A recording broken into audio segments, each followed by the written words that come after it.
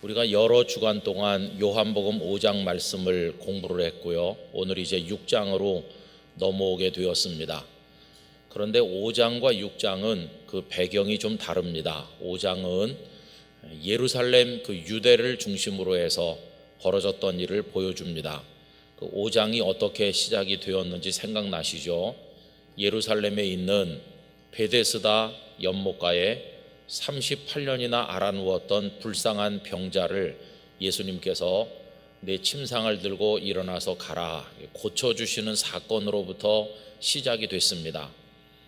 그런데 그 유대주의자들, 교권주의자들이 병이 나은 사람을 축하하기는커녕 그 사람이 안식일인데 자리를 들고 가는 것을 두고 시비를 하더니 예수님께서 그 사람을 안식일에 고쳤다고 해서 시비를 하게 되었습니다. 그래서 결국 예수님께서 내 아버지께서 지금까지 일하시니 나도 일한다 이렇게 말씀하시고 이제 그들과 예수님 사이에 변론이 쭉 전개되는 말씀을 우리가 그동안에 생각을 했었습니다. 예루살렘은 유대인들의 정신적인 고향이고 행정, 정치 모든 것의 중심지죠. 말하자면 우리나라식으로 말하면 서울이랑 마찬가지인데 여러분 서울과 수도권이 얼마나 복잡합니까? 여기 다 수도권에서 서울에서들 오래 사셔서 복잡한지 잘 모르시고 사시죠? 저는 영도 바닷가에서 왔기 때문에 와 복잡하다 그런 걸 알고 살고 있거든요. 바닷가에 저녁에 나가면 해가 저쪽 서산 너머로 넘어가고 바다 위로 그 지는 태양빛이 비추면서 배들이 떠 있는데 가만히 있으면 얼마나 평화로운지 몰라요. 근데 서울은 너무너무 복잡하죠. 근데 예루살렘도 그런 곳입니다. 예루살렘은 여러분 대도시가 아닙니다. 요세푸스의 혹은 또 다른 사람들의 기록을 간접으로 보면 그저 평소에 한 7만 명에서 한 8만 명 정도 살았다고 하는데 작은 도시죠. 요즘식으로 보면은 일개동보다도 못할 수도 있습니다. 그런데 그 구획이, 그 구역이 아주 좁아요. 그러니까 북적북적하는 그런 곳입니다.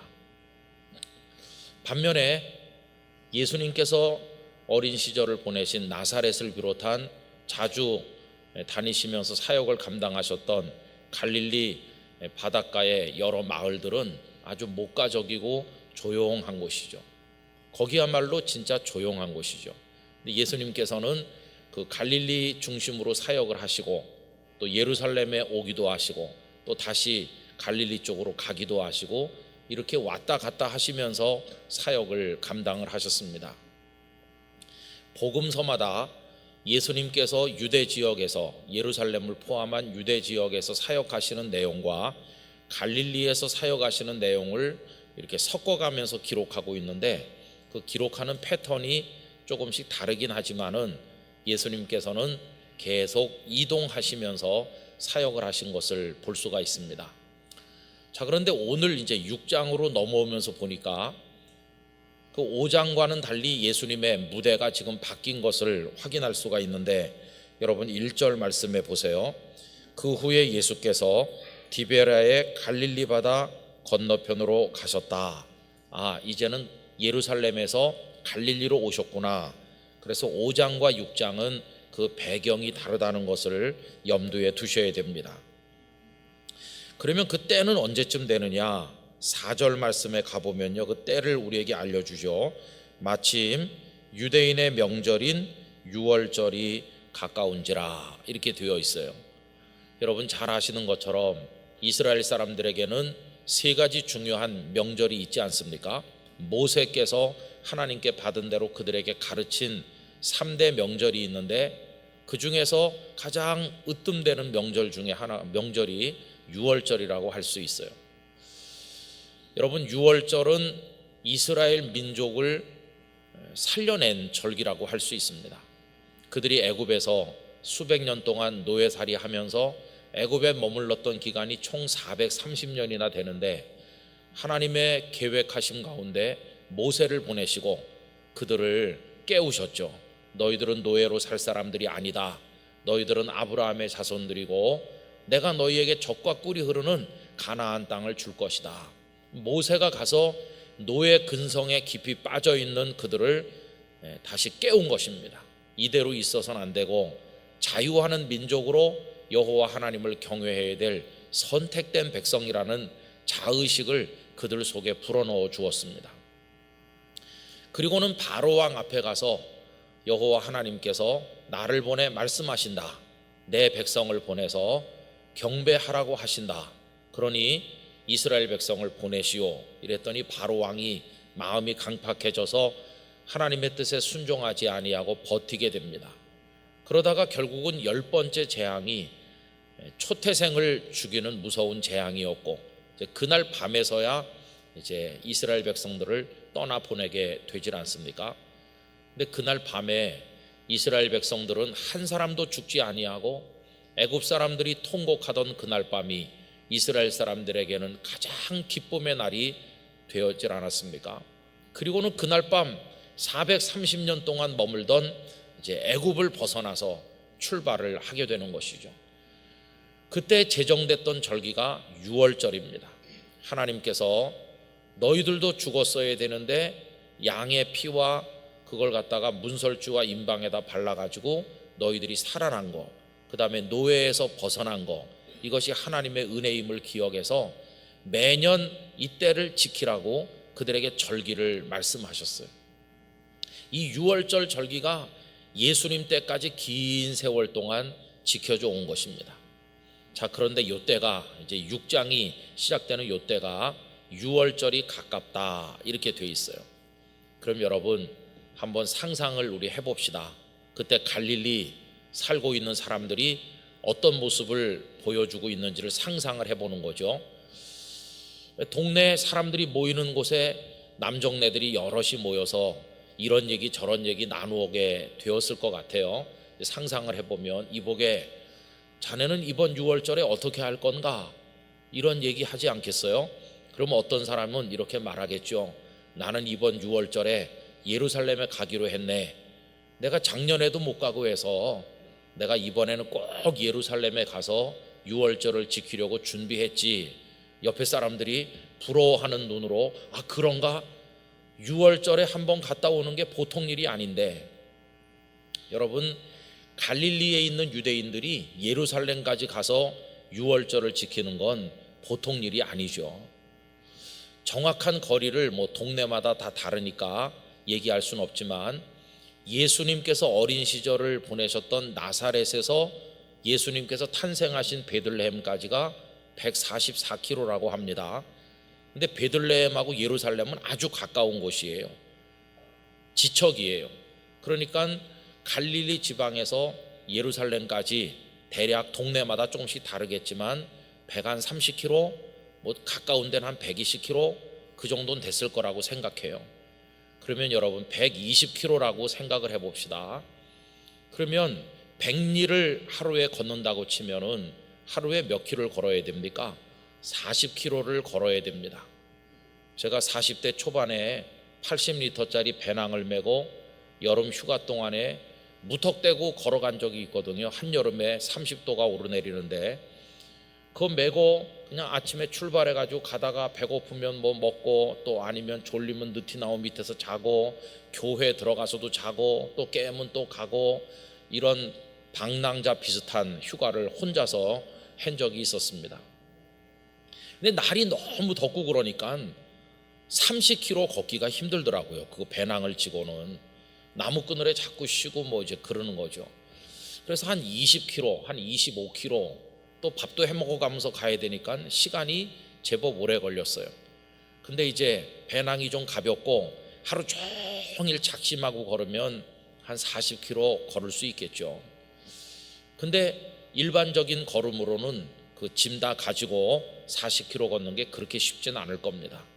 40km 걷는다 치면 120km 같으면은 꼬박 걸어서 사흘 걸리는 거죠. 그 다음에 또 다시 돌아가야 되니까 왕복으로 말하면 엿새인데 중간에 뭐 쉬는 날도 있고 뭐 이런 거 저런 거 잡으면 한 7일 8일 천천히 가는 사람은 한 열흘은 왕복의 시간을 소요했을 겁니다. 짐승을 타고 가면 편하지 않느냐? 물론 말을 타고 노새를 탈 수가 있지만은 말이라고 하는 동물은 빨리 갈 일이 있을 때 막 달리는 거지, 그렇게 달려서 하루 종일 갈 수 있나요? 그거는 급할 때 그런 것이고, 말을 타고 가도 천천히 가긴 마찬가지죠.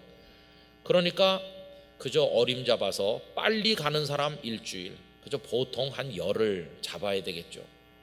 그 다음에 6월절 절기가 하루 지키고 오는 게 아니지 않습니까?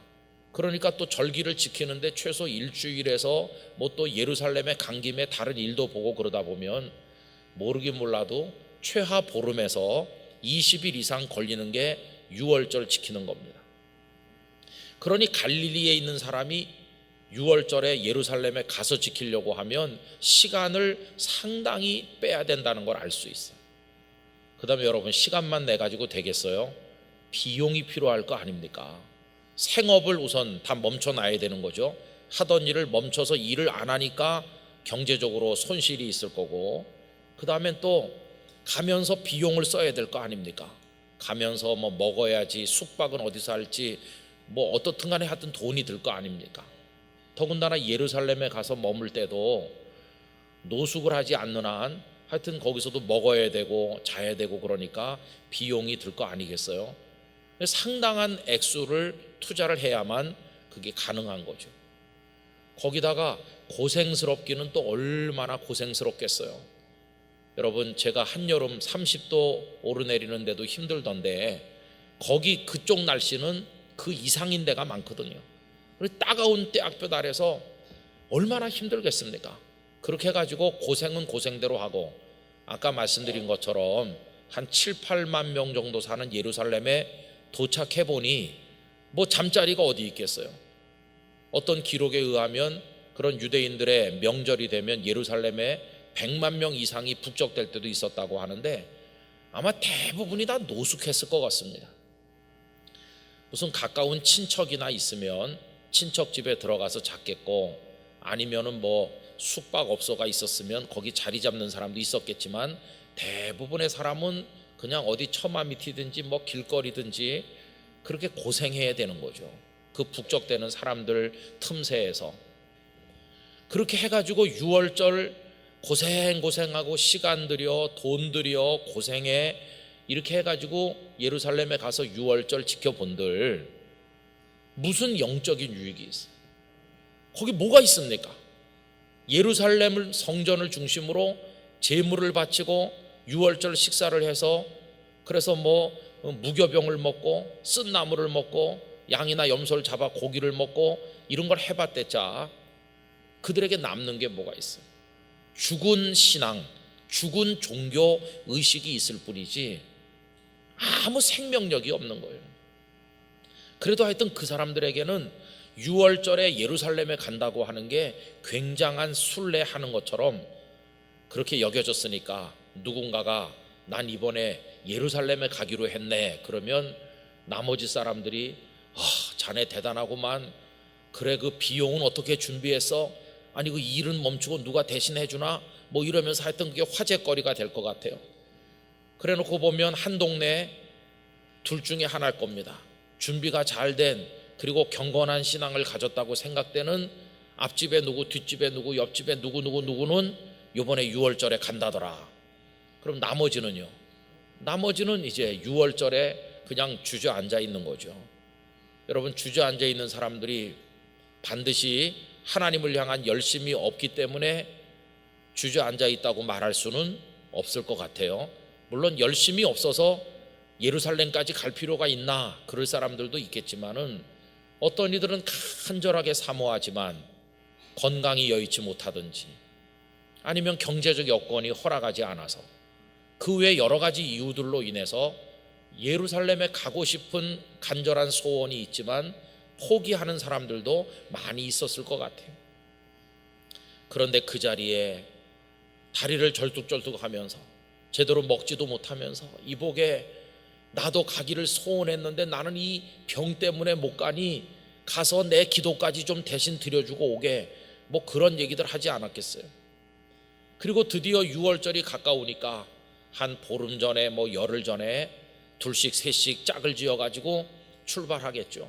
그러면 가족들이 나와서 여보 잘 다녀오세요, 또 아빠 잘 다녀오세요, 가서 잘하고 오세요, 아버지 평생에 귀한 여행이 되길 바래요, 하나님께 많은 기도를 드리고 오세요, 동구 밖에까지 나와가지고 이제 그렇게 하면서 유월절 순례를 떠나지 않았겠어요? 그럼 남아있는 사람들은 그 시간 동안에 깊은 한숨과 절망 가운데서 그냥 예루살렘에 간 사람들만 부러워하면서 지냈겠습니까? 여러분, 그게 아닌 거예요. 그 전에 사람들이 모여서 나는 예루살렘에 가기로 했네 이렇게 말할 때 전혀 다르게 말하는 사람이 거기 있었던 것이죠. 어떻게 말했을까? 이렇게 말했겠죠.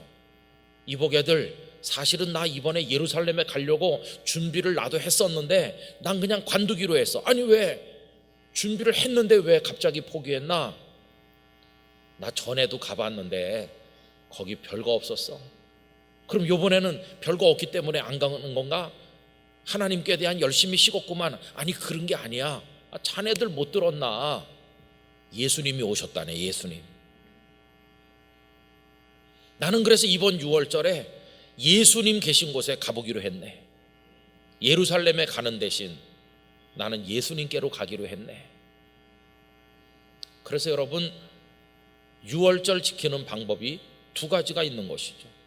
하나는 아까 말씀드린 대로 시간 들여, 또 비용 들여, 고생 많이 해, 노숙도 해, 그러면서 가서 별로 얻는 거 없이 그저 갔다 오는 그런 6월절을 지키는 사람하고, 어떤 사람들은 이미 갈릴리에 와 계신 예수님을 찾아가는 마음으로 예수님과 더불어 6월절을 지키는 사람하고 둘 중에 하나로 나뉘는 것이죠.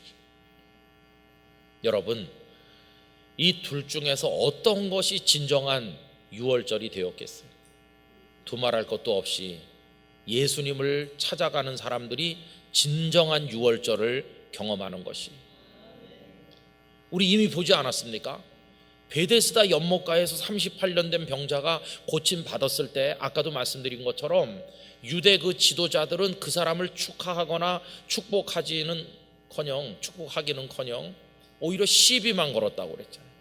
거기 사랑이 있습니까? 사랑 없습니다. 그 사람을 일으키는 생명의 능력이 있습니까? 없습니다. 죽은 종교 의식만 남아있고 교만한 마음만 남아있고 종교의 틀은 있지만 생명은 이미 없어져 버린, 그게 예루살렘 성전을 중심으로 이루어졌던 모습 아닙니까? 그러나 우리 예수님은 어떤 장소를 차지하고 버티면서 거기 종교적 규례와 어떤 형식을 강조하는 그런 죽은 종교가 아니었어요. 우리 예수님은 살아계신 분이셨어요. 우리 예수님은 생명이셨어요. 우리 예수님은 능력이셨어요. 예수님이 계신 곳에 진정한 하나님의 은혜가 임하는 것이었어요. 예수님 앞에서 진정한 유월절을 지키는 것이. 여러분, 그래서 오늘 말씀을 보세요. 그 후에 예수께서 디베랴의 갈릴리 바다 건너편으로 가심에 큰 무리가 따르니 이는 병자들에게 행하시는 표적을 보았음이로라. 아까 제가 상상으로 말씀드린 이야기 속에 이복에 나도 예루살렘에 가고 싶었지만 다리가 이렇게 절뚝거리고 아프고 음식도 잘 못 먹어서 나는 못 가니 내 대신 기도 좀 드려주고 오게 그랬던 이 사람은 동네 사람들이 부축해서 예수님께 가는 거죠. 갔더니 주님의 능력으로 그 다리가 펴지는 것이고 힘을 얻는 것이죠. 여기 병자들에게 행하시는 표적을 보았습니다. 여러분, 주님이 가시는 곳에는 능력이 나타나는 것이. 그래서 그 1절과 2절을 여러 가지 말들이 많이 있지만 이렇게 빼서 읽을 수 있어요. 예수께서, 그리고 맨 끝 단어 가심에, 그 다음에 병자들에게 행하시는 표적을 보았음이로라. 무슨 얘기입니까? 주님이 가시는 곳마다, 주님이 계시는 곳마다 기적이 일어나는 것이에요. 주님이 계신 곳이 은혜가 임하는 바로 그 자리예요. 예루살렘 성전이 아니라 예수님이 계신 곳이 능력을 경험하는 곳이에요. 그래서 여러분, 유월절을 지키려면 어디로 가야 될까요? 예루살렘으로 가는 게 아니라 예수님께로 가야 되는 거예요. 왜 그런지 아십니까? 유월절에는 양이나 염소를 잡아서 그 피를 문설주와 임방에 바름으로써 그들의 조상이 그날 밤에 죽지 아니하고 출애굽을 했다고 그랬는데, 예수님이 누구십니까? 예수님이 진정한 유월절의 어린 양 아니십니까? 세례 요한이 사람들에게 이야기했잖아요. 보라, 세상 죄를 지고 가는 하나님의 어린 양이로다. 그러니까 구약의 전통을 따라서 양이나 염소를 아무리 잡아먹고 아무리 그 의식을 계속 행해도 죄 씻음의 역사, 구원의 역사, 병 고침의 역사가 없습니다. 그런데 예수님은 진정한 유월절 어린 양으로 이 땅에 하나님께서 보내서 오신, 우리를 위해 오신 구주이심으로 그분 안에는 병든 자가 낫는 역사도 있고 죄 씻음의 역사도 있고 생명의 역사도 있는 것이죠. 이제는 구약의 유월절을 지킬 것이 아니라 신약의 유월절을 지켜야 되는데, 신약의 유월절을 지키는 방법은 예수님께로 나가는 것이죠. 더군다나 얼마나 정겹습니까? 여러분, 거기 3절 말씀에 보면 예수께서 산에 오르사 제자들과 함께 거기 앉으시니 그렇게 말했어요. 예수님께서 제자들과 함께 산에 앉으셨대요. 소풍 나오신 것 같잖아요. 거기 앉아, 풀밭에 앉아라. 그래갖고 이렇게 둘러 앉는 거예요. 저 아래 갈릴리 바다가 평온하게 바라다 보이잖아요. 이게 예수님과 유월절을 지키는 사람들의 아름다운 모습이에요. 그 시간에 예루살렘으로 출발한 사람은 학 하면서 예루살렘까지 지금 가는 길일 텐데, 예수님 옆에 있으니 시간도 안 들여 돈도 안 들여 편안해 소풍 온 것 같이 그냥 예수님 옆에 앉아 있으면 되는 건데 얼마나 좋은 것입니까? 그러니까 이 사람들이 이제 수지 맞는 사람들이에요. 저는 신앙생활은 여기 3절 같이 하는 거라고 믿습니다. 예수님과 함께 앉는 게 신앙생활 하는 거예요. 뭐 장엄한 대성당에 옛날 유럽에서 했던 것처럼 거기 사람들이 많이 모여서 막 웅장하게 하고 복잡한 예전 예식에 따라서 2시간 3시간씩 일어났다 앉았다 하면서 뭐 이렇게 해야 그게 되는 게 아니라, 신앙생활은 낮이나 밤이나 예수님과 함께 하는 거예요. 그래서 여러분, 오늘 저녁에 여기 예수님 영으로 우리와 함께 계심을 아십니까? 여러분 옆에 계신 거예요. 예수님이 나랑 같이 앉아 계시다. 내 곁에 계시다. 그래서 뭐 기도를요 막 장엄한 말로 미사 여구를 섞어서 어렵게 막 이상하게 할 필요가 없어요. 저는 새벽 기도 때 나오면 이렇게 잠깐 기도할 때 주님 왔어요. 근데 오늘따라 피곤하네요. 그럼 되는 거죠. 뭐 거룩하시고 이렇게 할 필요가 없어요. 우리가 그렇게 안 해도 주님은 거룩하신 분이세요. 우리가 그렇게 해드리기 때문에 거룩한 분이 아니세요. 영광스러우신, 우리가 그렇게 안 해도 이미 영광스러우신 분이세요. 사랑하는 사람과 데이트할 때 잘생기시고 멋있으시고 그렇게 합니까? 그게 진짜 이상한 거예요. 그냥 옆에 앉으면 다 통하는 거예요. 그죠? 그래서 주님이 너무 좋아요. 여기 지금 예수님이 가시는 곳마다 병자들에게 행하시는 표적이 나타났다고 그랬는데, 우리 주님은 우리의 연약한 부분을 다 알고 계시지 않습니까? 제가 지난번에 막 여기가 훌떡거려 가지고 주님 머리가 좀 그래요 그랬더니 2번 기도하기 전에 싹 났다는 얘기 드렸잖아요. 오늘 새벽에는 잠을 잘못 잤는지 제가 양말을 신질 못할 만큼 허리가 너무 아파가지고, 그래서 교회 와가지고 앉아서 우리 박 목사님 새벽기도 설교하는데 네 아프고 쑤시고 막 허벅지까지 땡기는 것 같고, 그리고 계속 좀 불편했거든요. 그러니 자유 기도 시간이 됐어요. 주님 허리가 아픕니다. 왜 이렇게 아프죠? 이렇게 하고. 근데 제가 아침에 목사님들 만나는 모임이 7시에 먼 데서 있어가지고 기도를 오래 못하고 일찍 일어나는데 한 일어나기 5분 전 되니까 싹 없어졌어요. 주님, 허리가 좀 아파요. 그랬더니 멀쩡해졌어요. 그래서 제가 제 아내에게 나 멀쩡해졌다 이렇게 그랬더니 아까 오후에 지금도 안 아프냐고. 그러면 안 아프지 뭐. 주님이 너무너무 좋아요. 그러니까 주님과 지키는 유월절은 참 축복의 절기인 거죠. 그 다음에 여러분, 유월절 절기를 이제 가서 잘 지키는 사람들은 양도 잡고 무교병 떡 만들고 쓴 나물 만들고 그래가지고 쫙 하는데, 그리고 예수님과 함께 하는 유월절은 맨입으로 그냥 옵니까? 아니요. 그 밑에 보면 뭐가 이어집니까? 오병이어의 사건이 이어지는 거예요. 그 수많은 무리들이 예수님께 몰려왔을 때 예수님께서 보리떡 생선 나눠주시잖아요. 이게 예수님의 축복의 유월절인 거예요. 예수님도 먹일 거 다 먹이셨어요. 근데 여기서는 보리떡과 생선만 먹이셨지만 나중에 예수님은 당신을 먹으라고 주시는 거예요. 이것은 나의 몸이다.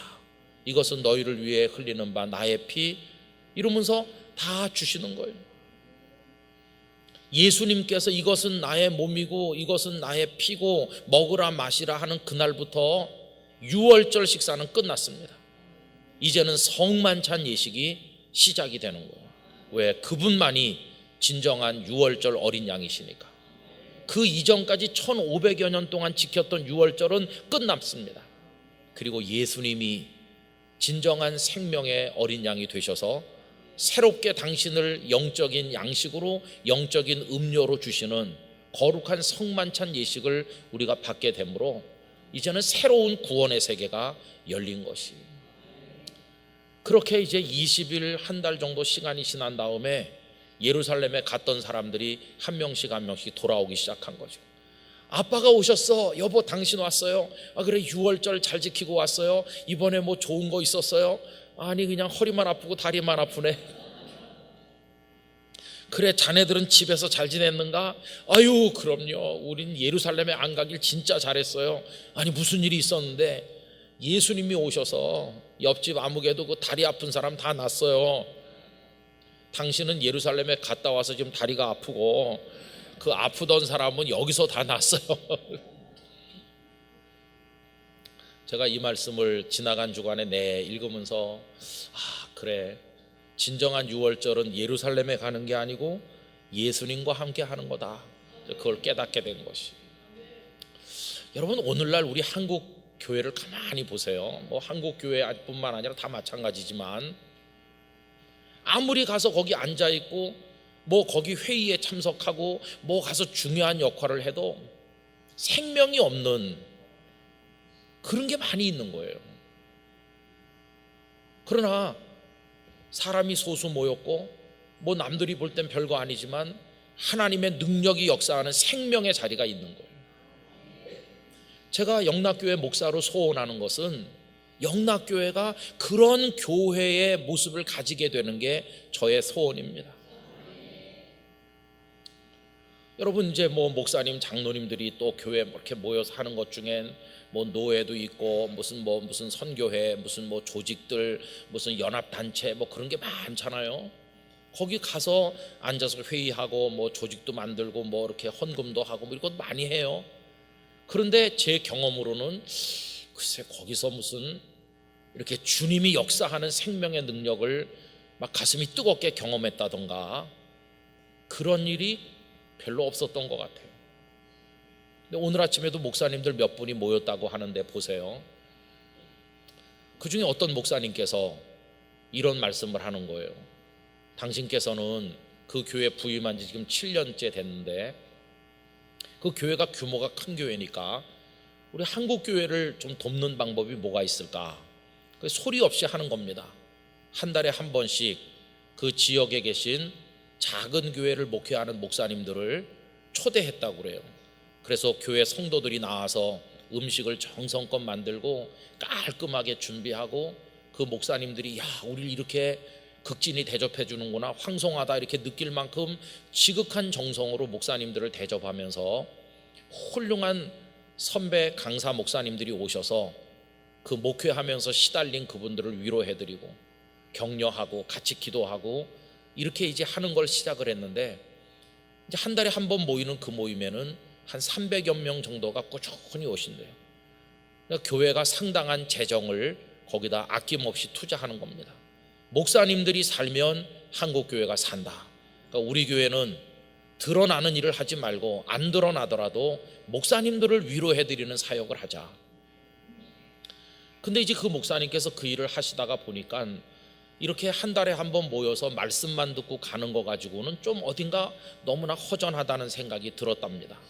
그래서 실질적으로 목사님들이 좀 변화될 수 있는 뭔가가 없을까, 그래가지고 이제는 플러스 과정을 시작했대요. 한 달에 한 번 이렇게 하는 거 말고.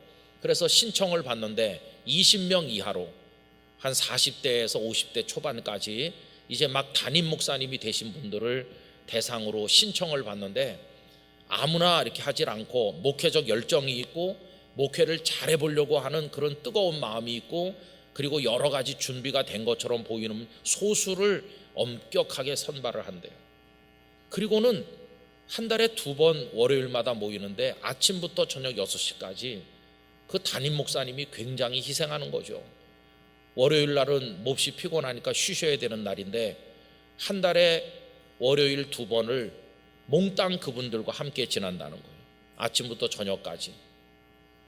근데 그 모집할 때 뽑힌 분들에게 목회하면서 참 어려운 풀리지 않는 숙제, 이것 때문에 목회를 못하겠어, 그렇게 힘든 것들을 20가지씩 적어내게 한대요. 그러면 요번에도 현재 지금 하고 계신 분이 19분이라고 하는데 20개씩 써냈으니까 380가지인데 아마 그게 비슷하게 겹치는 것들도 있을 테니까 이걸 이제 몇 개 주제로 나눈대요. 그래가지고 이제 그런 주제를 가지고 허심탄회하게 얘기하고 또 필요한 강사가 있으면 오시고, 그리고 자기 속 얘기를 다 하는데 그 목사님 교단만 오는 게 아니라 초교파로 온다고 그래요. 19명이 현재 계시는데 거기 참여하는 교단이 10몇 개라고 그래요. 그래서 다양한 한국교회 뭐 순복음, 뭐 침례교, 성결교, 장로교 다 오시는 거죠. 얼마나 아름다운 교제입니까? 그리고 이제 교회당에서 하면은 너무 딱딱해서 가슴 속에 숨겨진 얘기를 잘 못한다고 그 교회에서 그 프로그램을 할 수 있도록 전망 좋은 곳에 아파트 큰 걸 하나 샀대요, 일부러. 그래서 이제 목사님들이 거기 오면 다 이렇게 넥타이 풀고 편안히 앉아가지고 자기 속의 고백을 다 하는 거죠. 그러면서 눈물을 뚝뚝 흘리면서 나는 부임한 지 뭐 3년 됐는데 이런 문제가 있어요.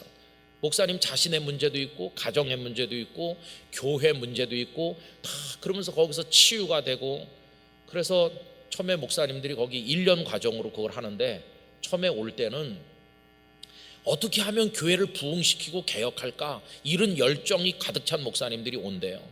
근데 1년 지나고 나면 어떻게 하면 나 자신이 변할까, 이렇게 변해서 간대요. 그 다음에 또 1년 지나면 전에는 목회를 잘해가지고 내 이름을 내고 뭐 목회 성공했다는 사람이 되고 싶다는 그런 마음 가진 분들이 왔는데 1년 지나고 나면 다 주님께 맡기는 법을 배우고 자유하는 영혼을 가지고 목사님들이 얼굴이 확 밝아져 가지고 나간대요. 그리고 목사님들이 이제 영적으로 거듭나고 기쁨의 목회자로 바뀌었으니까 교회 가서 인위적으로 뭐 하려고 하지 않고 받은 은혜대로 성도들을 사랑하면서 그렇게 목회를 하니까 그 교회들이 살아나는 거예요. 제가 그 얘기를 들으면서 야, 그 교회가 그런 거 한다고 무슨 뭐 기독교 신문에 크게 보도하겠습니까? 누가 알아주기를 합니까? 그거를 하는데 상당한 재정이 교회에서 투자된다고 그래요. 그런데 여러분, 거기는 생명이 약동하잖아요. 목사님들이 살아나잖아요. 그리고 그 목사님들이 살아나니까 그분들이 목회하는 교회 성도들이 수백 명씩 있을 텐데 그 성도들에게 그 영적인 아름다운 영향력이 가서 전달되는 거 아닙니까? 성도들도 또 힘을 얻는 것이죠. 아, 한국 교회가 겉으로 보면 막 썩고 부패되고 희망이 없어 보이기도 하는데 그건 마치 예루살렘 종교가, 성전 종교가 희망이 없는 것 같이 그런 면이 있지만, 저 갈릴리에서는 예수님이 생명의 역사를 일으키고 있는 것처럼 한국교회 이구석 저구석에서는 주님을 사랑하고 복음의 정신에 투철한 주의 종들이 모여서 기도하고 씨름하고 하나님의 복음을 어떻게 전할까 애쓰는 생명의 현장들도 많이 있다는 것을 알게 돼요. 그런 얘기를 들으면 가슴이 뜨거워지는 거예요. 그럼 우리 영락교회는 어느 쪽 교회 모습을 가져야 될 것인가 라고 물으면 그렇게 묻는 게 바보겠죠. 그렇게 한 2시간 얘기를 나누고 일어서는데 거기 오신 분들이 영락교회도 그 일을 해주세요. 그렇게 하고 영락교회도 여기 지금 지친 목사님들 이제 막 목회를 시작하려고 하는데 경험이 없어서 어디서부터 시작해야 될지 잘 모르는 젊은 담임 목사님들, 그런 분들을 교회가 아낌없이 재정을 투자해서 잘 섬기고 목사님들을 살려내는 일을 서울에서 영락교회가 해달라고. 제가 소개한 그 교회는 지방에 있거든요. 그러니까 이제 서울에서는 또 영락교회가 그 일을 한경직 목사님 목회했던 교회에서 해야 되지 않느냐, 또 그런 말씀들을 저한테 하시더라고요. 여러분 보세요. 그때나 지금이나 두 가지 흐름이 있는 겁니다. 나는 유월절 지키러 예루살렘 꼭 거기 가야 돼. 거기 가서 틀에 짜인 대로 생명도 없는 아무 역사도 없는데 그래서 가서 갔다 오는 그런 죽은 종교 생활이 있는가 하면 살아서 역사하는 생명의 신앙도 있는 거예요. 그 대답이 어디에 따라 달라집니까? 장소가 갈릴리냐 예루살렘이냐 그게 결정하나요? 아니요. 예수님이 계신가 안 계신가 그게 결정하는 거예요. 그게 예수님께서 예루살렘에 계시면 예루살렘으로 가야 되는 거죠. 그러나 지금은 예수님께서 갈릴리에 계시니까 예수님 계신 곳에 나가면 거기 생명의 역사가 있는 것이에요. 그래서 여러분 우리의 소원은 무엇이 되어야 되냐 하면은 예수님과 함께 하는 삶, 그게 우리의 소원이 되어야 되는 것이.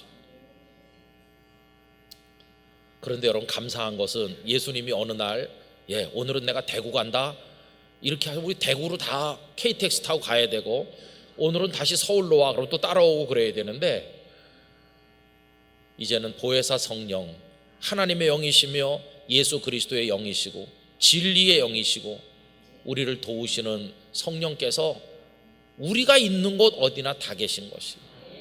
이젠 우리 마음을 그분을 향하면 되는 것이. 그게 어디서나 365일 유월절을 지키는 것이고 여기 있는 말씀처럼 예수님 가시는 곳에 병자들에게 표적이 나타나고 예수님과 나란히 앉아서 소풍한 것처럼 행복하고 그리고 예수님께서 먹이고 다 하시잖아요. 여러분 그 축복을 우리의 모든 일상 속에서 누리게 되는 것이에요. 얼마나 행복한 신앙생활입니까? 그래서 영적 거성들 초대교회로부터 오늘까지 그분들은요 무슨 조직과 제도, 법 이런 데 매달리지 않았어요. 내가 어디 있든지 주님과 함께. 그래서 아까 부른 찬송, 우리 주님은 선한 목자 아니세요?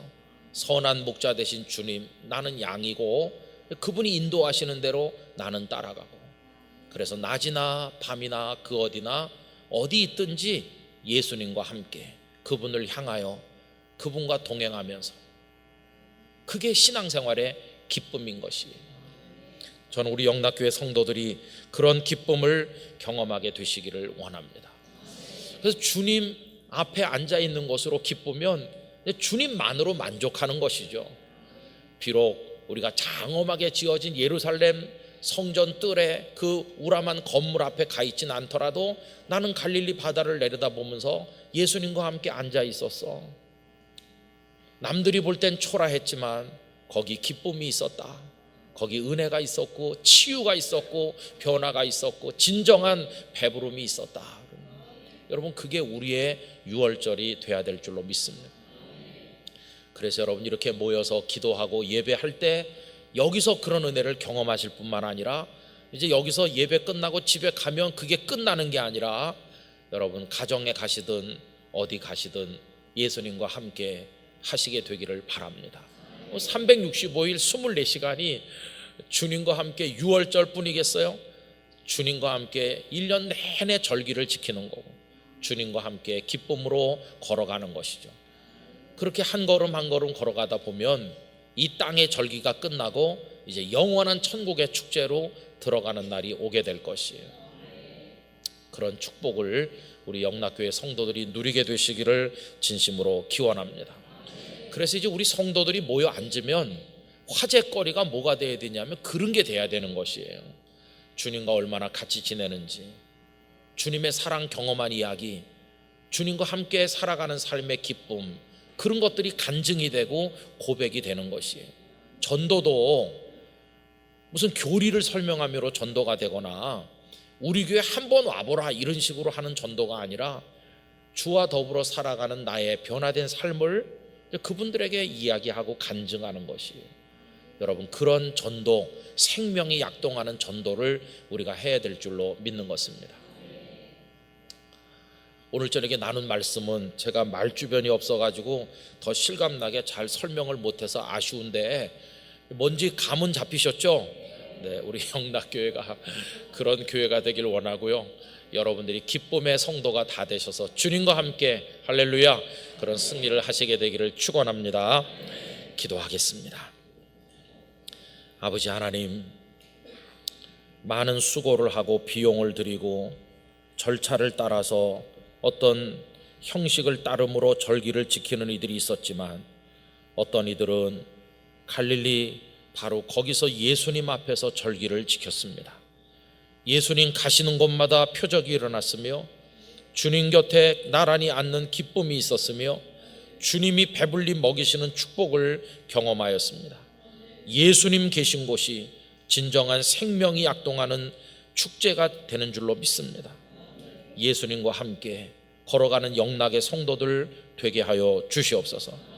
이 신령한 기쁨이 영락교회 안에 넘쳐나도록 은혜를 허락하여 주시고 영락교회가 조직으로서의 교회가 아니라 생명 공동체로서 살아있는 공동체로서 예수님과 함께 걸어가는 축복의 공동체로서 사역을 감당하게 하여 주시옵소서. 예수님의 이름으로 기도 올리옵나이다. 아멘.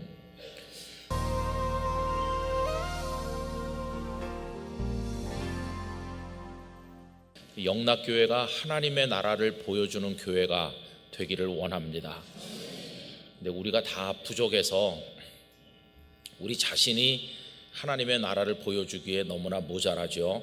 그렇지만은 모자란 우리끼리 모여가지고 의견이 안 맞고 뭐 여러 가지 또 마음의 상처도 받고 여러 가지 그렇지만 성령께서 다 역사하실 때 우리가 하나님의 나라를 보여주는 교회가 될 줄로 믿습니다.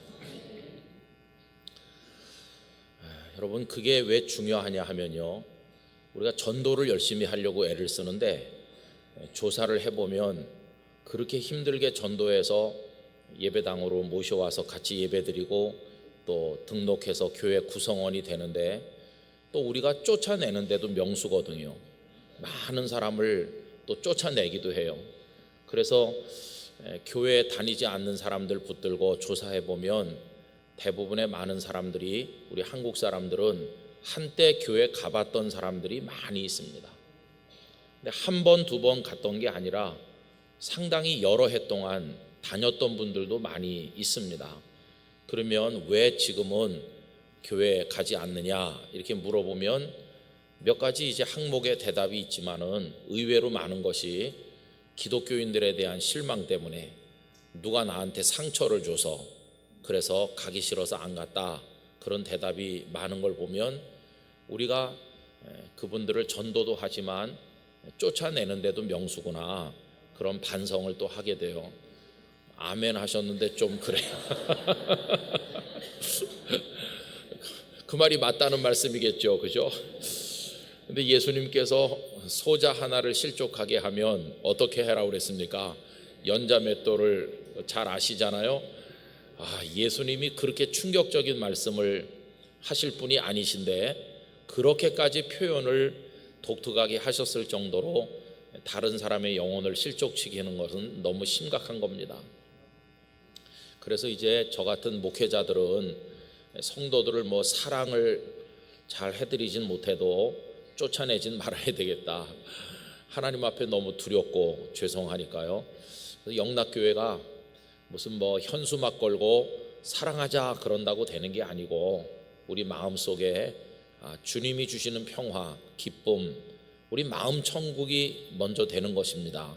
그렇게 되면 그저 일상에서 만나는 성도들 이렇게 그저 차 한 잔을 나누든지 대화를 하든지 상처를 주는 게 아니라 다 위로하고 보듬어 안고 이런 교회가 되면 하나님의 나라를 보여주는 교회가 될 수 있을 것이라고 생각합니다. 그래서 영락교회가 그런 교회가 꼭 되기를 간절히 바랍니다. 그런데 교회가 작으면요, 이게 가족적인 분위기라고 흔히 말하죠. 교회가 작으면 가족적인 분위기여서 정겹고 참 좋은데 너무 크면 서로 서먹서먹하고 사랑이 없어 그렇게 말하지만 그건 곰곰이 생각해 보면 맞는 말인 것 같기도 하고 틀린 말이기도 하고 그래요. 왜냐하면 가족끼리 얼마나 많이 싸웁니까? 가족끼리 가족 같은 분위기라고 그러면서 제일 많이 싸우는 게 가족입니다. 가족. 여러분 뭐 명동에 나가서 서울역 길거리에 나가서 괜히 오가는 사람이랑 싸워 보셨어요? 좀 와보시오 이래갖고 누구랑 싸워본 적이 없으시잖아요. 모르는 사람하고는 싸우지도 않습니다. 그런데 제일 많이 싸우는 데가 가족이거든. 가정. 그러니까 가정적인 분위기라고 하는 것도 그게 긍정적일 때 하는 말이지 그렇게 썩 좋은 것도 아닐 수도 있어요. 그렇기 때문에 교회가 크다고 해서 반드시 사랑이 없다 그렇게 말할 수는 없는 겁니다. 물론 내가 전 교인을 다 알 수는 없죠. 그렇지만은 내 주변에 구역 안에 남선교회 여전도회 안에 이렇게 오가다가 만나서 아는 하나님께서 붙여주신 누구누구 있잖아요. 그분들 사이에 작은 사랑을 이렇게 나누면 되는 겁니다. 그렇게 하면은 이게 다 이렇게 연결돼 가지고 교회 올 때 예배 드리러 올 때마다 기쁨이 가득하고 사람을 봐도 감사하고 하나님을 생각하면 감격하고 그렇게 신앙생활을 하는 것이죠. 여러분 예수님을 믿는 게 굉장히 복잡하고 어려워 보이지만 의외로 단순하기도 하다는 걸 우리가 알아야 될 것입니다. 요 몇 주 전에 어느 목사님이 뭐 간도 기증하고 신장도 기증하고 이런 설교했잖아요. 우리 성도님들이 감동을 많이 받으신 것 같더라고요. 제가 그날 요지가 단순하게 믿고 그냥 단순하게 실천하면서 예수님을 믿는 거다 이렇게 하지 않았습니까? 그래서 저는 우리 영락교회 성도들이 어린아이같이 주님을 믿고 그리고 어린아이같이 사랑하고 실천하고 그렇게 살아가게 되기를 간절히 바랍니다. 얼마 전에 이제 그 남산자락 후암동 골목으로 걸어가는데요. 어떤 한 서너 살 된 한 5살은 됐을 것 같아요. 남자애 하나하고 엄마로 보이는 이가 이제 저만치서 오더니 애가 팔짝팔짝 뛰면서 오더니 저희 내외에게 인사를 꾸벅해요. 처음 보는 앤데 그러면서 뭐라고 하면서 우리 엄마가 너무 힘이 드셔서요 뭐 말을 너무 잘하더라고요. 꼬마가. 그래서 우리가 한참 뒤를 돌아다봤습니다. 야, 애가 정말 그렇게 깜찍하고 인사도 잘하고 생판 처음 보는데 조심해야 되겠더라고요. 유괴범을 누구나 잘 따르더라고요. 너무나 애가 사랑스러운 거예요. 아이들은 저렇다, 아이들은 저래. 우리가 하나님 앞에서 이제 그래야 되는 것이죠.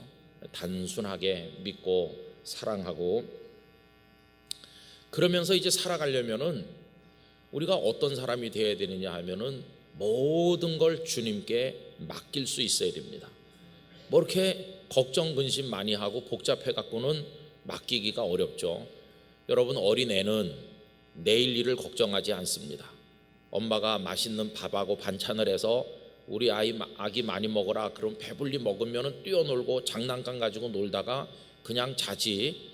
내일 아침 이 엄마가 밥을 해줄 것인가 안 해줄 것인가, 이 엄마가 갑자기 돌변해 갖고 계모같이 굶으면 어떡하지, 미리 미래를 위해 대책을 세워놔야 될 텐데 이런 생각 하나도 안 합니다. 그 아이는 그냥 엄마 해준 밥 맛있게 먹고 막 뛰어놀다가 그냥 자는 겁니다. 철저한 신뢰죠. 신뢰. 제가 오늘 저녁에 같이 나눌 말씀 여기 타이핑도 하고 뭐 이렇게 여기 패드에다가 담아가지고 이렇게 원고를 담아가지고 이렇게 왔는데 가만히 생각해 보니까 그렇게 복잡하게 이야기할 필요가 없다는 감동을 주님이 주시는 거예요. 이거 봐가면서 뭐 이렇게 복잡하게 말하지 말아라. 그러면 어떡할까요, 주님? 그냥 단순하게 성도님들에게 네가 요 며칠 동안 생각한 걸 말씀드려라. 그래도 갖다 펴놓긴 펴놓아야 되니까 갖고 오긴 갖고 왔는데요. 그럼 단순하게 말씀드리는 게 이겁니다. 주님께서 다 알고 계시다는 겁니다. 다 알고 계시다는 거예요. 오늘 설교 제목이 성경에서 그냥 따왔습니다. 6절 말씀 다 같이 읽어보실까요? 이렇게 말씀하심은 친히 어떻게 하실지를 아시고. 여러분, 이 말씀 너무나 은혜가 되는 말씀입니다. 지금 어떤 상황인지 지난번에 나눴던 말씀하고 비교해서 생각을 해봅시다. 아마 기억이 나실 거예요. 이때가 절기로 보면 6월절이 가깝다고 그러지 않았습니까? 그래서 우리가 상상을 해가면서 말씀드렸죠. 아마도 많은 사람들이 오랫동안 비용을 준비하고 다 계획을 세워서 예루살렘으로 6월절 지키러 떠난 사람들이 있었을 것이다. 그런데 어떤 사람들은 예루살렘에 가지 못하고 그냥 있지만 그들이야말로 진정한 6월절을 지킨 사람들이 되었다. 왜냐하면 예루살렘에 가봤댔자 많은 비용 쓰고 시간 많이 들고 고생 많이 하고 그렇게 가봤댔자 거기 무슨 생명의 역사가 있는 게 아니질 않습니까? 그런데 여기 지금 갈릴리 바닷가 주변 그 동네 예수님이 계시는데 예수님이 가시는 데마다 놀라운 일이 일어나고 생명의 역사가 있고, 그리고 예수님이 사람들과 같이 앉으시고 많은 무리들이 올 때 그들을 먹이시잖아요. 여러분, 예수님은 세상 죄를 지고 가는 하나님의 어린 양이신, 예수님 계신 곳이 진짜 유월절을 지키는 축복의 장소라고 말씀드리지 않았습니까? 그 유월절을 지키려면 이제 유월절 식사를 한다고 그랬죠. 그런데 예수님께서도 여기 이들과 함께 음식을 드시는 것입니다. 그런데 그냥 평범한 집에서 만든 빵, 집에서 만든 음식으로 식사를 하신 게 아니라 기적의 빵, 기적의 생선으로 음식을 나누시는 거예요. 이거야말로 평생 잊을 수 없는 식탁이 되었어요. 그 디베랴 들판, 그 갈릴리 바다가 내려다 보이는 그 언덕배기에서 그 많은 사람들과 같이 나누신 그 식사야말로 그날 거기 있었던 사람은 세상 떠나는 그날까지 그걸 잊을 수 없을 거예요. 그날 받아 먹은 그 떡의 맛이 어떤지, 그 보리떡의 맛이 어떠한지, 그 생선의 맛이 어떤지 어떻게 잊어버리겠습니까? 여러분, 우리가 여기저기서 많은 음식 대접을 받지만 잊을 수 없는 식사가 있죠. 저도 잊을 수 없는 식사가 몇 번 있습니다. 그러면 어디 좋은 데 가서 비싼 거 먹었나 보다 이렇게 생각하지만 그런 때도 있고 아닌 때도 있습니다. 제가 잊을 수 없는 식사는요, 이제 결혼하기 전에 이제 만나서 데이트를 몇 번 하잖아요. 그래가지고 그때 제가 서울에 있을 때니까 그래갖고 대한극장 근처 어디였던 것 같습니다. 필동 근처 어딘 것 같아요. 찾을 수는 없는데 돌아다니다가 밥을 먹어야 되겠는데 어디서 먹을까? 제가 그런 주변 머리가 좀 없어요. 어디 가야 뭐 맛있는 음식이 있는지 그런 걸 통 모릅니다. 그래가지고 하여튼 이렇게 보는데 그래도 좀 근사한 걸 먹어야지 이 여자가 나를 무시하지 않고 시집으로 와주지 않겠나, 안 온다고 그러면 큰일 아닌가 이렇게 생각을 해가지고 짜장면 먹을 수는 없고 그래갖고 이렇게 보다가 어떤 이탈리안 레스토랑이 있는 거예요. 그래가지고 거길 들어갔는데 손님이 한 명도 없는 겁니다. 약간 조명은 어둠침침한데 들어와가지고 여기서 먹을 수 있나? 들어갔는데 어떡하겠어요? 마치 평소에 자주 드나드는 사람인 양 태연하게 가가지고 앉아가지고 주문을 해가지고 이렇게 먹으면서 계속해서 이제 코스가 나오는데 불안한 거예요. 야, 지갑에 있는 돈이 모자라면 어떡하지? 손님이 왜 없는지 알았어요. 너무 비싼 집이라 손님이 없는 겁니다. 큰일 났네. 전도사 월급 다 바쳐도 모자라겠다. 그래가지고 그날 저희 두 사람이 먹은 게 하여튼 평생 그렇게 비싼 걸 먹어본 적이 별로 없을 만큼 비싼 걸 먹었어요. 그날 음식 맛은 하나도 기억이 안 나고 그냥 비쌌다. 여러분, 제가 결혼하기까지 얼마나 많은 치료를 했는지 비싼 거 먹었어요. 그게 생각이 나고요. 그 다음에 또 생각나는 거는 이제 제가 목회하던 영도, 거긴 가난한 할아버지 할머니들이 많이 살거든요. 그 영도 섬이 영도구, 하나의 구인데 부산 전체에서 조사해 보면 소득 꼴등 지역입니다. 제일 가난한 동네에서 제가 목회를 한 것이죠. 그리고 혼자 사는 할아버지 할머니들이 많아요. 독거 어르신들이시죠. 근데 한 7월 8월쯤 됐는데 오래전 일입니다. 날이 막 푹푹 찌고 더울 때죠.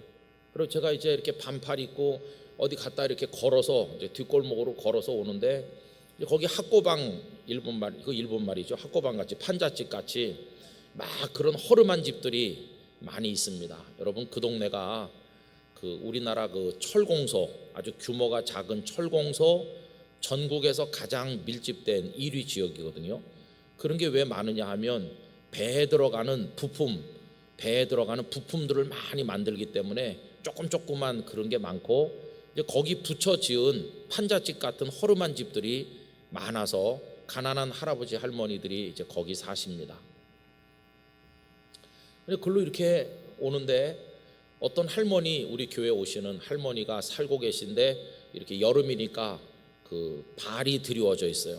근데 발인데 대나무 발 잘 만든 거, 비싼 거 그런 게 아니고 그냥 이렇게 플라스틱 같은 걸로 만든 싸구려 발, 그게 이렇게 드리워져 있는데 할머니가 계신가 하고 이렇게 할머니 계세요 그러면서 발을 이렇게 들치고 고개를 쑥 들이밀으니까 비명 소리가 들리는 거예요. 그 비명은 다른 게 아니었어요. 나도 여자다, 그런 비명이었어요. 할머니가요, 너무 더운데 에어컨도 없고 조그만 집에서 우통 다 벗고 앉아서 지금 식사하시는 중이었어요. 연세가 90이 멀지 않은 노인인데 내가 이렇게 물을 들치니까, 발을 들치니까 비명을 지르는 게 나도 여자다, 그런 거죠. 아유, 할머니 미안해요. 할머니 계신 줄 모르고. 근데 빨리 옷 입으세요. 우리 어머니나 똑같으시네요. 이렇게 하고 이제 할머니가 이제 런닝셔츠 같은 거 하나 이렇게 입으시고 이제 들어가서 보니까 이렇게 식사를 하시는데요. 아휴, 너무나 마음이 아픈 거예요. 여러분, 이게 밥상 동그란 거, 나무로 된 거 말고 이렇게 양철판 같은 걸로 하고 밑에 이렇게 접어가지고 붙이는 거 알죠? 동그란 상 조그만 거. 그런 거 이제 막 찌그덕 하요. 그거에다가 식사를 하는데 밥상을 얼마나 동작 빠르게 당신 등 뒤로 숨기는지 몰라요.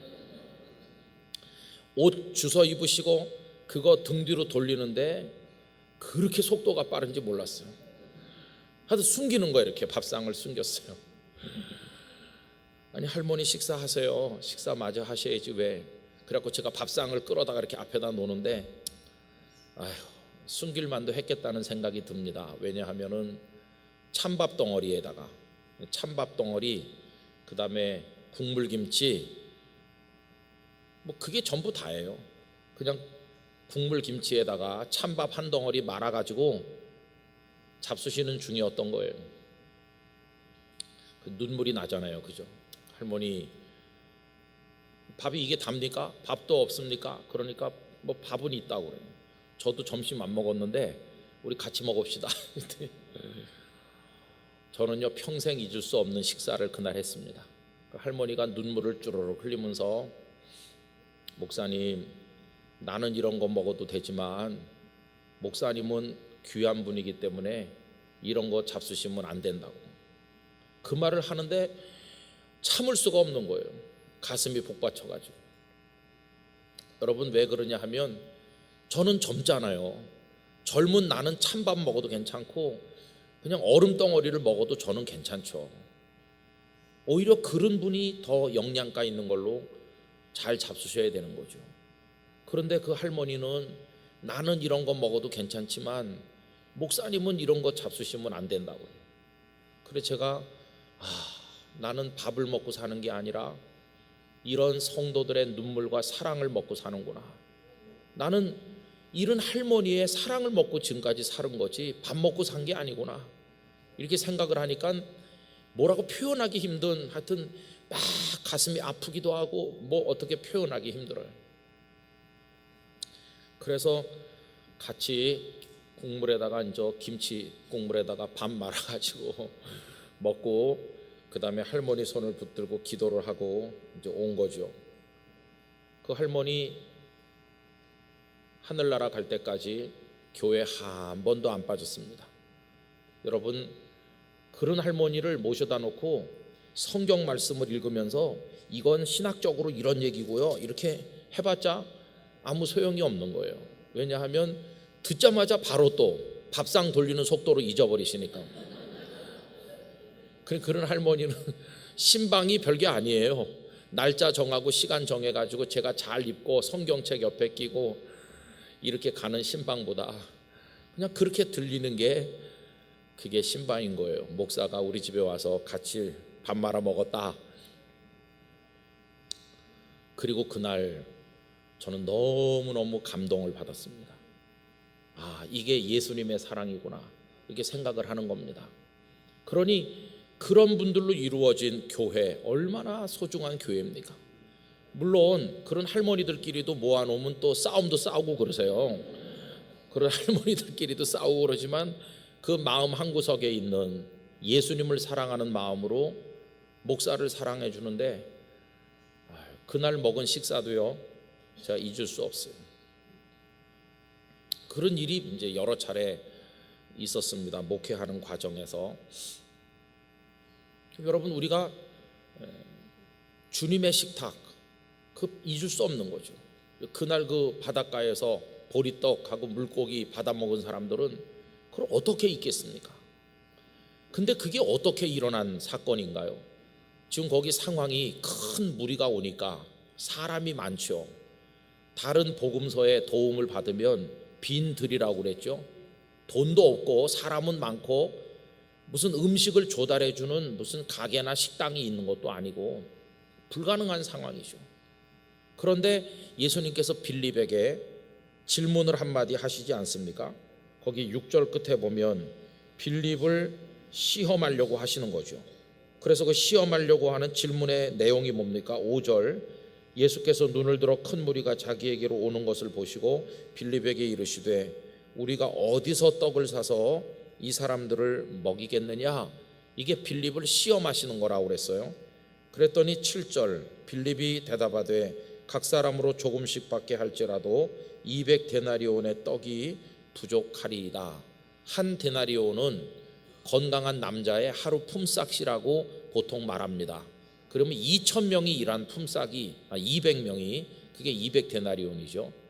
하루 품삯을 10만 원이라고만 쳐도 200데나리온 같으면 얼마입니까? 2천만 원이죠. 주님, 2천만 원어치 떡을 사도 모자랄 텐데요. 이제 이런 식으로 대답을 한 셈이죠. 근데 여러분, 우리는 여기서 뭐 빌립이 틀렸느니 맞았는지 그 사람이 어떻느니 이런 얘기 할 필요가 없어요. 중요한 건 뭐냐 하면 주님께서는 어떻게 하실지를 아셨다는 게 중요한 겁니다. 친히 어떻게 하실지를 아시고, 여기 지금 우리 성경 번역에는 그 하신다고 할 때 존칭어로 돼 있어요. 그러니까 누가 하시는 겁니까? 주님이 하시는 거예요. 근데 물론 여러 번역본들을 비교해 보면 이 번역을 이렇게 한 데도 있어요. 빌립이 뭐라고 대답할지를 아시고, 이렇게 번역된 데도 있는데 대부분의 성경 번역은 주님 당신께서 이 상황에서 어떻게 하실 것인지를 알고 계시다, 그렇게 번역하고 있어요. 그러니까 주님께서는 빌립에게 한마디 물어보긴 하시지만 그건 시험하는 것이고, 이미 주님 마음속에는 이 무리들을 결코 빈속으로 돌려보내지 않겠다, 내가 이들을 먹여서 보내겠다, 그것도 평범하게 먹이는 게 아니라 평생 잊을 수 없는 은혜의 떡을 배불려서 보내겠다, 조금씩 나눠주는 게 아니라, 여러분 먹다 남았다고 그랬잖아요. 그 뒤에 보면 생선도 원하는 대로 줬다고 그랬습니다. 한 마리씩밖에 안 돌아가요, 이렇게 한 게 아니라 원하는 대로 내가 너희들을 먹이겠다, 기적으로 먹이겠다, 그것도 원하는 대로 더 먹을 수 없을 만큼 잔뜩 먹을 수 있도록 내가 가장 풍족한 식탁을 너희들에게 베풀어 주겠다. 이게 예수님의 계획 속에 이미 다 정해져 있는 거예요.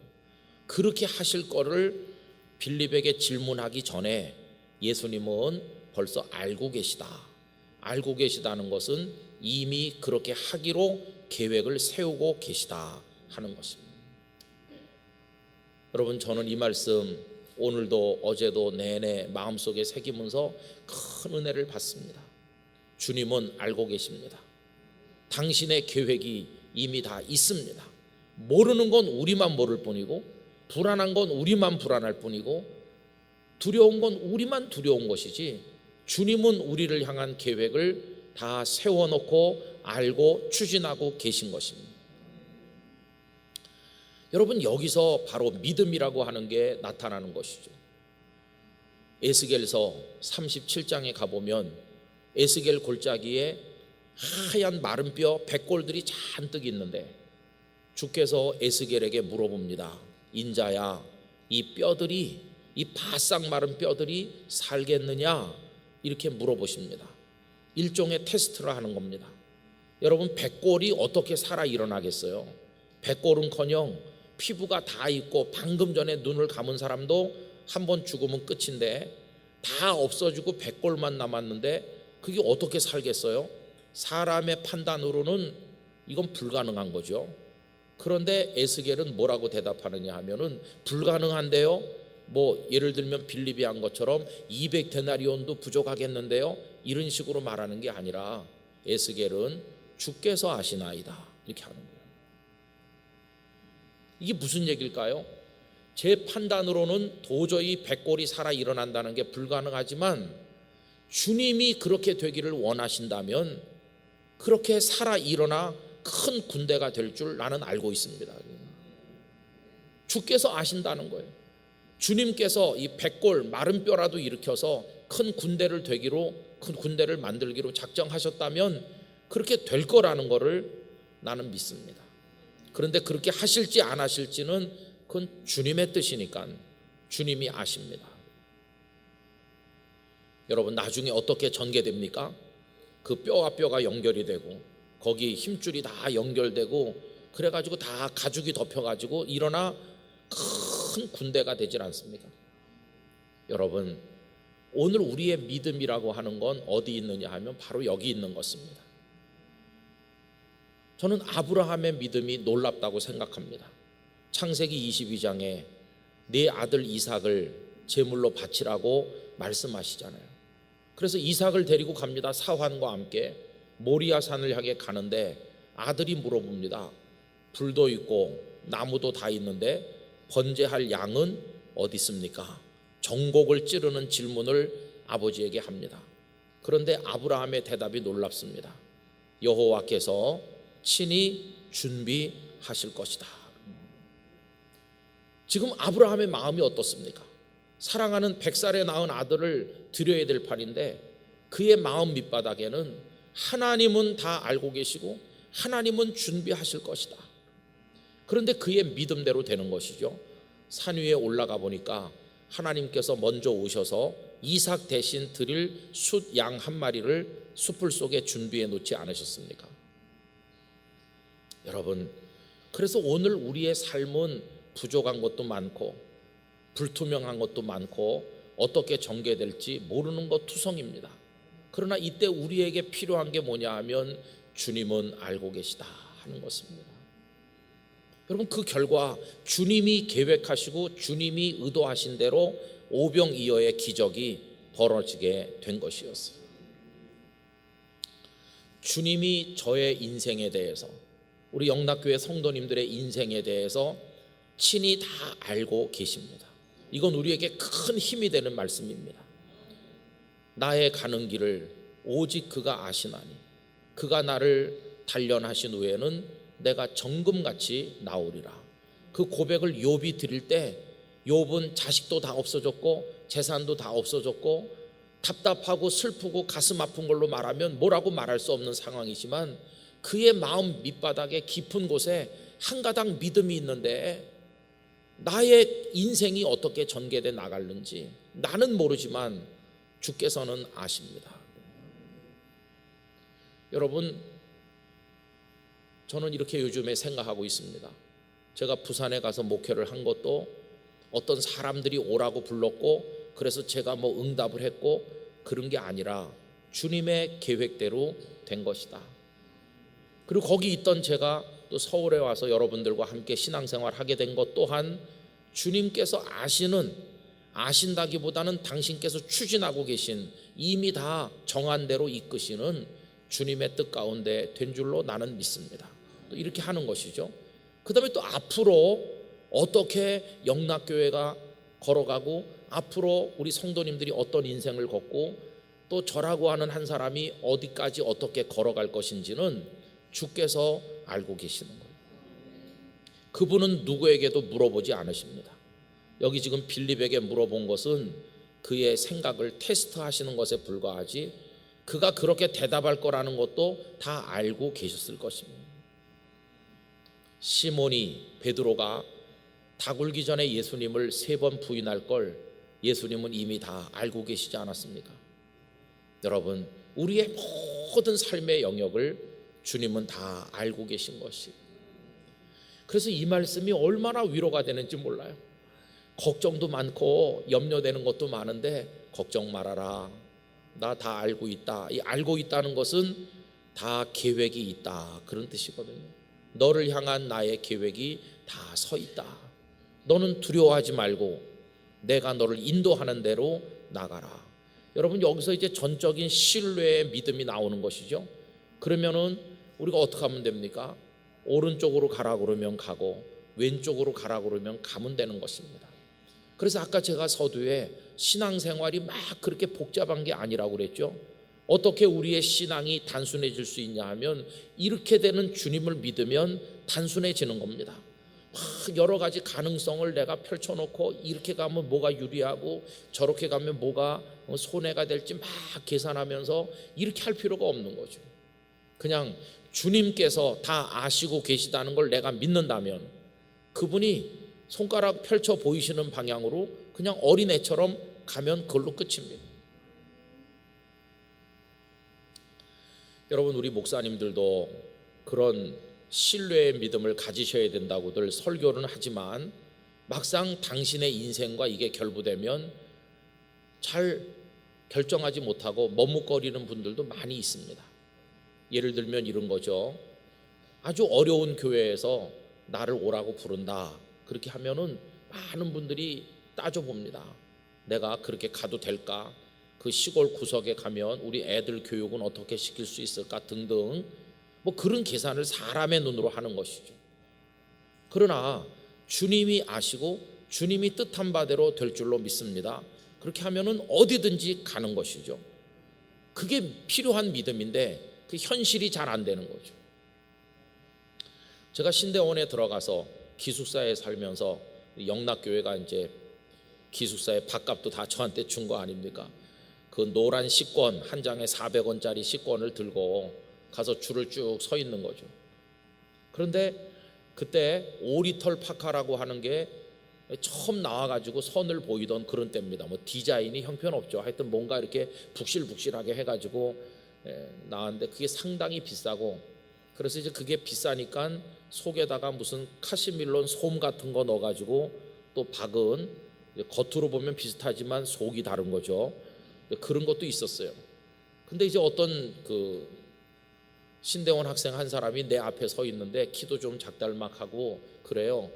얼굴도 고생 많이 한 흔적이 보이고 좀 그래요. 뭐 입은 게 또 허름해요. 근데 가만히 이렇게 서서 보니까 이 잠바가 하도 낡아가지고 속에 카시밀론 그거 들어있는 건데 그게 막 삐져나왔어요. 바깥으로 이게 뜯어지고 달아가지고 바깥으로 삐져나왔어요. 아유, 잠바 사 입을 돈도 없나 보다, 가난한 신학생인가 보다, 이렇게 하는데 굉장히 상냥해요. 그래가지고 이제 저랑 또 이렇게 인사말을 하면서 보니까 나이는 저랑 거의 같은데 제가 이제 신대원 하나 더 빠르다고 절 보고 선배님 그러는데 어색하더라고요. 어쨌든 간 그래갖고 이제 알게 됐습니다. 보니까 이제 대구 쪽에서 대학을 공부하시고 이제 올라오신 분이신데 사람이 영혼이 때가 하나도 안 묻었더라. 얼마나 천진난만한지. 그래서 이제 가깝게 지내게 됐습니다. 그래서 수업을 같이 하진 않지만 뭐 도서관에서도 만나고 또 밥 먹을 때 만나고 이렇게 했어요. 그런데 이제 그분이 딱 신대원을 이제 졸업을 하더니 저 지리산 근처에 있는 산골짜기 진짜 두메산골 교회로 내려가는 거예요.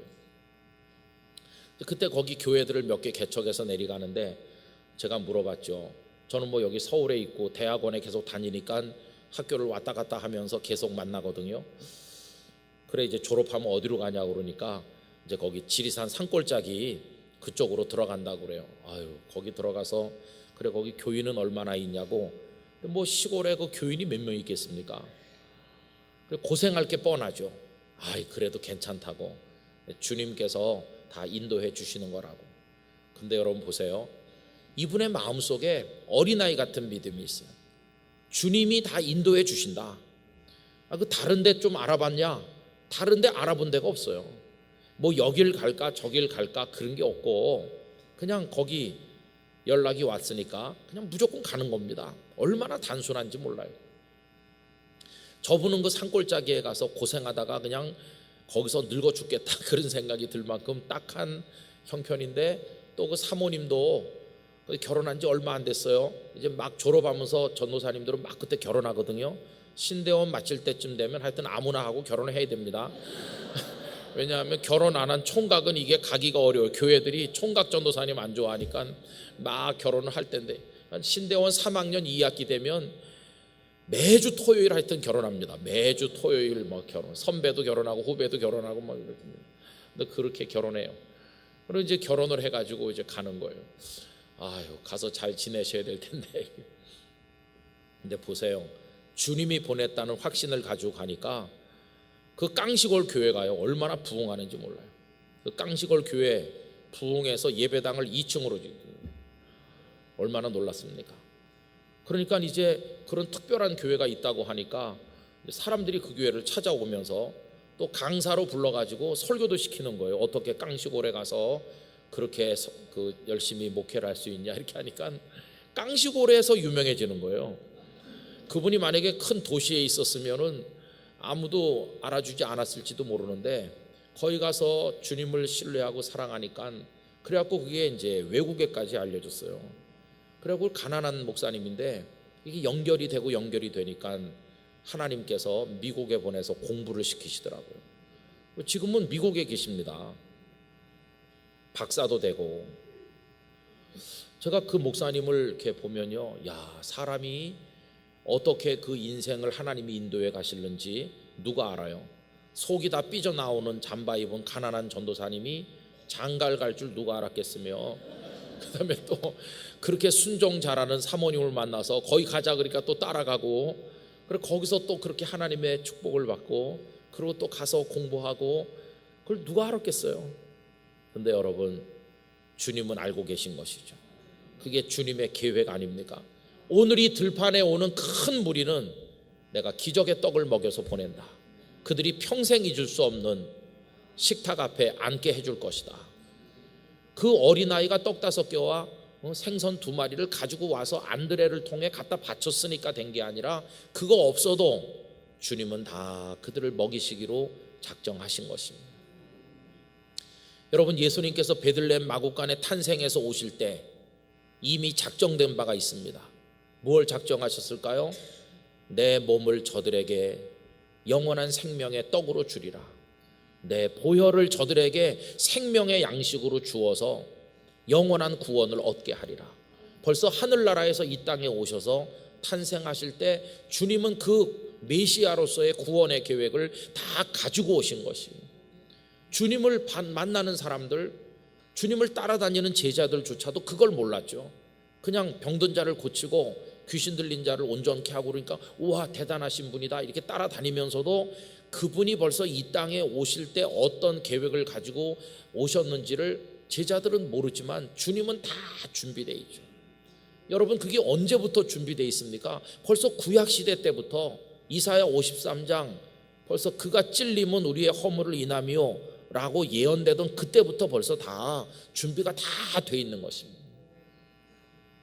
하나님께서 저와 여러분을 이 땅에 태어나게 하신 거 오래전부터 계획된 하나님의 뜻이라고 믿고, 그분이 우리를 불러 예수 그리스도를 믿은 하나님의 자녀 되게 하신 것도 하나님의 영원하신 계획 속에 다 들어있는 줄 믿고, 우리의 인생의 미래가 다 하나님의 마스터 플랜 안에 있어서 나 너의 미래를 다 알고 있다. 그럼 여러분, 우리는 여기서 착각하면 안 돼요. 점쟁이들은 미래를 안다는데 그런 얘기를 하는 게 아닙니다. 하나님께서 우리를 사랑하셔서 축복의 계획을 가지고 영원한 생명의 나라로 인도해 가시는 우리 인생의 방향은 이미 다 정해져 있는 것이에요.